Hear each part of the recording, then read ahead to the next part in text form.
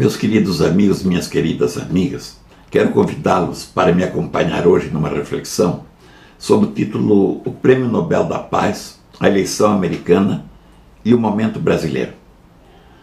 Você é de dizer que relação existe nesses fatos. Vamos lá.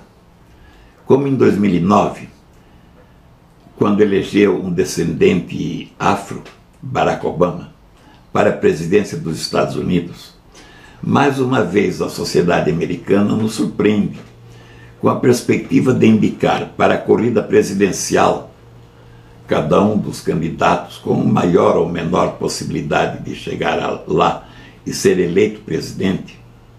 De um lado, no Partido Democrata, uma mulher, Hillary Clinton. No Partido Republicano, dois latino-americanos concorrendo. E pasmem, todos dois ainda de origem cubana. Embora o Partido Republicano está também dando chance e talvez escolhendo como candidato um primata, sobrevivendo da era dos dinossauros, o Donald Trump, mas que tivesse concorrido uma mulher e dois latino-americanos, como anteriormente concorreu por 2 vezes com a eleição de Barack Obama, jamais seria de pensar nos Estados Unidos antes de Barack Obama. Esta forma de eleição, aliás, faço um pequeno comentário, através de delegados do partido, eleitos pelos que pertencem a cada partido, e que no Brasil seria repudiada sob a odiada palavra de uma eleição indireta, é a forma como a sociedade americana elege seus presidentes, vejam, desde 1976, quando logo após a declaração da independência foi adotada a forma de república sob regime federativo, a União dos Estados, e presidencialista, através da primeira e única Constituição Federal, que é a mesma desde 1776. Como se vê, tudo funciona de forma diferente do que ocorre no Brasil, onde também somos uma república. Também somos sob o regime federativo. E também somos presidencialistas, como lá. Mas, ao contrário de lá, temos horror de qualquer forma de eleição que não seja a eleição direta. Aqui, nossa Constituição também é republicana, como a dos Estados Unidos, só que aprovada mais de 100 anos depois daquela Constituição, quando aqui foi derrubado o Império. Mas digo mais, nos seus 100 e poucos anos de república, portanto, o Brasil trocou 5 vezes de Constituição, se contar do AI-5 baixado pela Junta Militar. O que quer dizer? 5 constituições dá uma média de duração de 20 anos, cada constituição. Enquanto nos Estados Unidos perdura a mesma Constituição há mais de 200 anos. E por isso formou uma cultura, constitui uma referência para todos os comportamentos do país. No Brasil muda a cada 20 anos, na média. Nesse contexto, constitui também um bom exemplo a ser lembrado os fundamentos da Constituição inglesa, vejam, que perduram há mais de 800 anos, pois na origem da democracia, da monarquia constitucional da Inglaterra, está a Magna Carta, que foi imposta pelos nobres daquela época ao rei de então, por sinal apelidado João Sem Terra. Em contraste, é importante lembrar que as constituições brasileiras, substituídas por outra a cada 20 anos na média, são modificadas em sua curta existência por dezenas, talvez centenas de emendas constitucionais, a maioria defendendo interesses corporativos e outros da igual espécie, remendando ainda mais uma colcha de retalhos, incapaz de mais de 1000 artigos, itens, parágrafos, incapaz, portanto, de consolidar uma cultura, uma identidade nacional. Você já percebe, meu caro amigo e minha cara amiga, e já refletiu sobre essas características e diferenças e suas repercussões da vida nacional, seja na vida política, seja nos padrões éticos e jurídicos, seja na consolidação de uma cultura nacional que institucionalizasse o que somos, o que queremos ser, ou para onde queremos ir? Ou continuaremos eternamente vítimas da vontade de quem tem o poder, seja esse o poder executivo, o legislativo, ou o judiciário, ou o poder econômico, onde os padrões éticos são jogados pela janela, ou simplesmente não existem, ou existindo, não são praticados. Ou talvez teremos que dar razão ao ex-presidente da França, Charles de Gaulle, ao declarar que o Brasil não é um país sério. Le Brasil n'est pas un pays sérieux. Isto dói. E se for verdade, como dói? Ao pôr à reflexão esses contrastes ou essas contradições, quero me referir a outra consequência dessas diferenças, à luz das quais melhor podemos entender as crises, ou a crise que afeta o Brasil, ou que nos afeta, os afetam os brasileiros, a mim, a você, afetam nossa renda, nosso futuro, nosso trabalho, ou a crise que revolta, ou os padrões éticos que revoltam a cidadania. Refiro-me ao festival de mentiras que assola o país, para parafrasear o cronista Stanislau Ponte Preta, que os da minha idade conheceram, na época dos militares, que escreveu o festival de besteiras que assola o país. Poderia também parafrasear o padre Antônio Vieira, em seu célebre discurso O Bom Ladrão, pronunciado diante da corte portuguesa, denunciando a roubalheira que os funcionários da coroa praticavam em suas colônias e que já parafraseei numa crônica que dei o título O Padre Antônio Vieira prega na Praça dos Três Poderes. Não vou repeti-la porque é relativamente longa, já estou sendo longo demais. Crônica que está publicada em minha trilogia Um Olhar e Três Tempos. Aos meus queridos amigos e amigas, ofereço na página da leitura do nosso site, de toda forma, uma transcrição dessa parte do discurso e os convido para ler.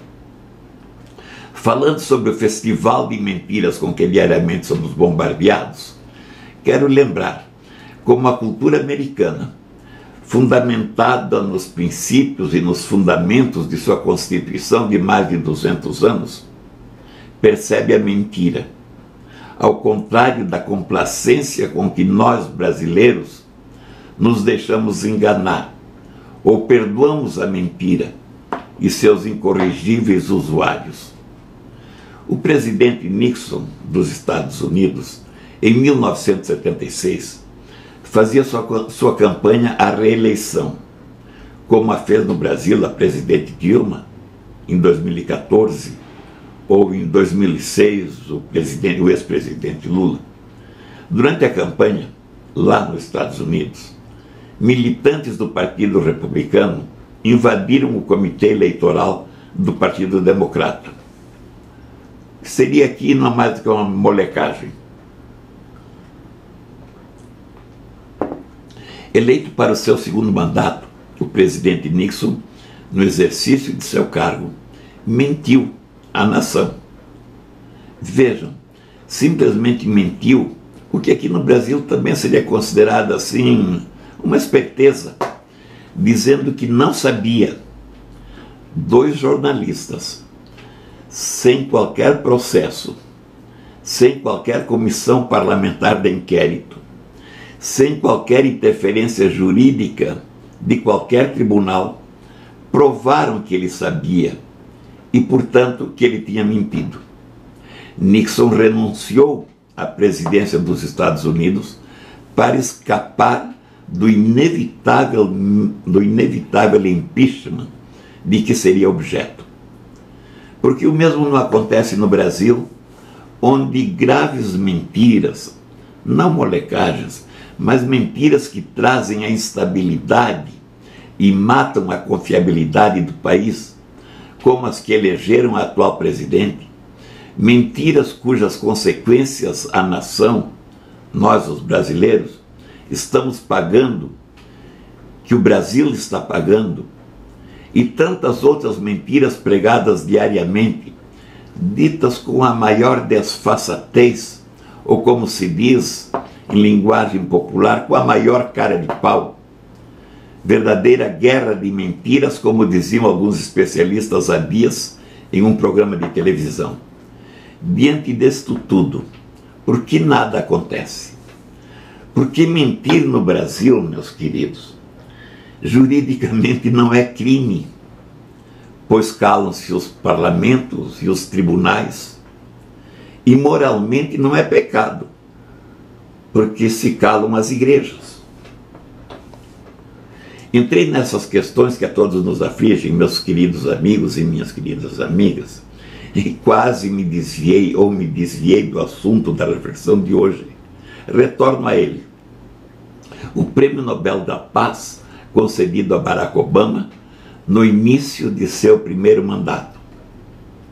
Em 2008, Barack Obama não completara ainda um ano de sua eleição, quando recebeu o Prêmio Nobel da Paz por votação unânime do Comitê Norueguês, a quem cabe escolher o agraciado pelo prêmio. Na ocasião não faltaram críticas a essa concessão. Críticas do tipo, mas Obama nada fez por merecer o prêmio. Obama apenas falou, prometeu, apresentou propostas. Multilateralismo ao invés da Guerra Fria. Paz e diplomacia ao invés de conflitos, de guerra. E do intervencionismo da era Bush e de outros que o precederam, vocês lembram?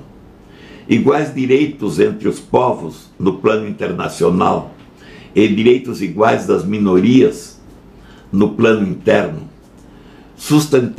Sustentabilidade ambiental ao invés da destruição do planeta. Entre outras, essas algumas das propostas ou das promessas de Barack Obama. Em seus 2 mandatos, não há como negar que o presidente americano pautou suas condutas por elas, embora apenas algumas tenham sido alcançadas. Outras tiveram apenas avanços, maiores ou menores. Outras nem isto. Mas do que o mundo conquistou com as propostas, dos passos dados na construção de uma sociedade diferente, não há retorno. Inclusive, acompanhando a pauta da escolha do próximo presidente dos Estados Unidos, a que eu me referia no começo. O que eu quero dizer é que a semente lançada, a que deu frutos e a que ainda não deu, é parte sintonizada com a massa de consciência. Essa massa de consciência que é também o fundamento ou a certeza de nossa proposta da participação e da solidariedade. Massa de consciência, meus amigos, que assim, de passo a passo, acabará por transformar o mundo. na ocasião da concessão do Prêmio Nobel de Paz a Barack Obama, escrevi um artigo para a Revista dos Estados e Municípios, dizendo que os Estados Unidos ou o mundo jamais seriam os mesmos depois da eleição de um negro para a presidência daquele país. Lembrava que os Estados Unidos, há apenas algumas décadas, vivia mergulhado em conflitos raciais. Agora entregava a um negro os destinos da nação. Elegia um pacifista, quando o país mal saíra de uma guerra no Vietnã. Ainda vivia os respingos na guerra do Afeganistão e mergulhava na guerra do Iraque.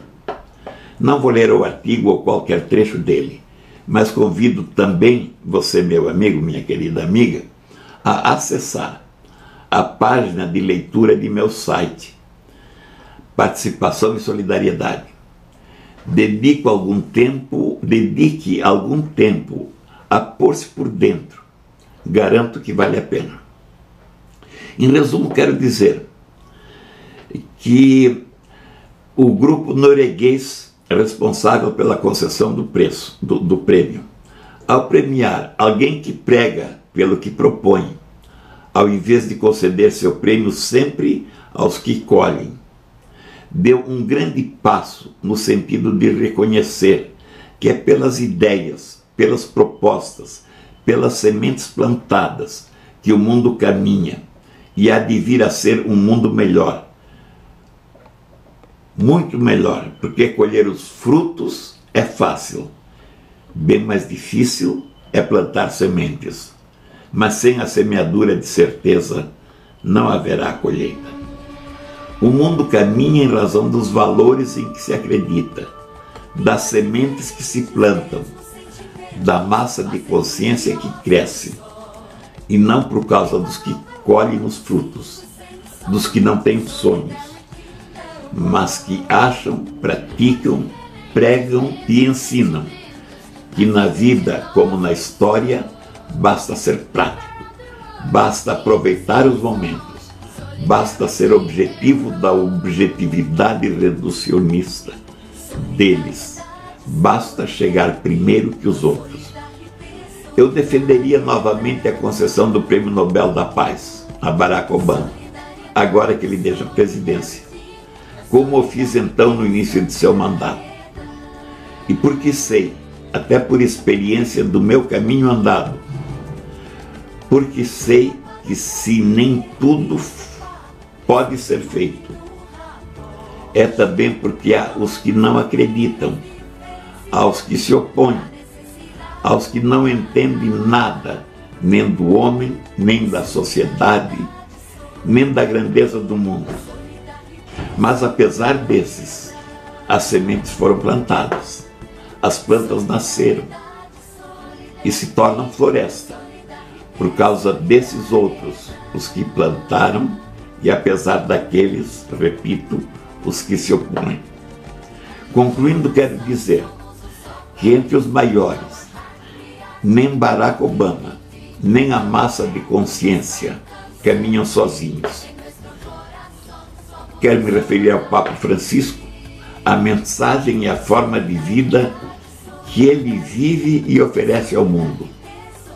Ou ele também, a semente que ele está plantando. O Papa Francisco caminha junto dos que fazem a massa de consciência. Não, meu querido amigo, minha querida amiga. Quero dizer por isso tudo que nós não estamos sós, mas na medida da participação de cada um, do lugar e do espaço de cada um, nós, portanto eu e você, estamos sendo semeadores da mesma semente de um mundo melhor, mais humano, mais participativo e mais solidário. E estamos bem acompanhados. Veja, leia e comente. Distribua, curta e compartilhe, meu grande amigo. Um abraço.